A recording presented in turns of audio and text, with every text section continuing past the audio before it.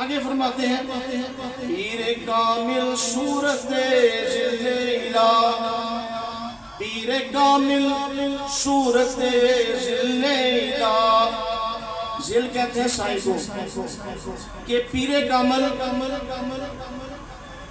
جو اللہ کا ولی ہے اس کی جو صورت ہے وہ اللہ تعالیٰ کا سایہ ہے۔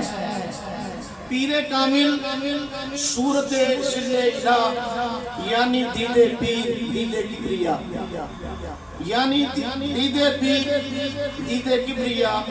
آگے فرماتے ہیں یک زمانہ، آپ نے یہاں لفظ شبہ کا استعمال کیا ہے، یک زمانہ صحبت باولیہ، لیکن ہمارے برصغیر پاک و ہند میں چونکہ صحبت کا جو لفظ ہے وہ دوسرے معنوں میں استعمال ہوتا ہے، کیونکہ جہاں آپ کے مقیم تھے ترکی میں آپ کا مزاشیف ہے مولانا رومی رحمۃ اللہ علیہ کا، تو وہاں چونکہ فارسی بولی جاتی ہے تو وہاں صحبت کا یہ مطلب نہیں جو ہمارے یہاں کیا جاتا ہے اصلیت میں، تو اس لیے میں نے یہاں ترمیم کی ہے یک زمانہ مجلس باولیہ، یک زمانہ مجلس باولیہ بہتر از سرسانہ طاعت بیریا۔ آگے فرماتے ہیں مولوی ہر جگہ شد مولائے روم، مولوی ہر جگہ شد مولائے روم، تا غلام شمس تبریزی نہ شد۔ کہ مولوی کا معنی کیا ہے؟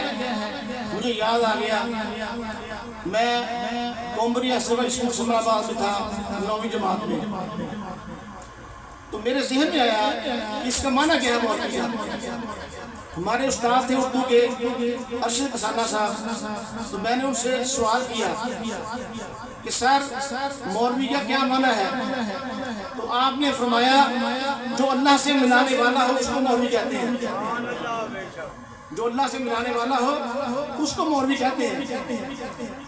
تو آپ فرماتے ہیں مولوی ہر کتنا شد مولائے روم، کہ جو مولانا روم ہے اس وقت تک مولوی نہیں بنا، بارگاہ خدا بندی کا مقبول نہیں بنا جب تک ولی کامل کی بیعت نہیں کر لی۔ شاہ شمس تبریز رضی اللہ تعالیٰ عنہ سے آپ نے بیعت کی، وہ بڑا مشہور واقعہ ہے، اکثر دوستوں کو پتا ہوگا۔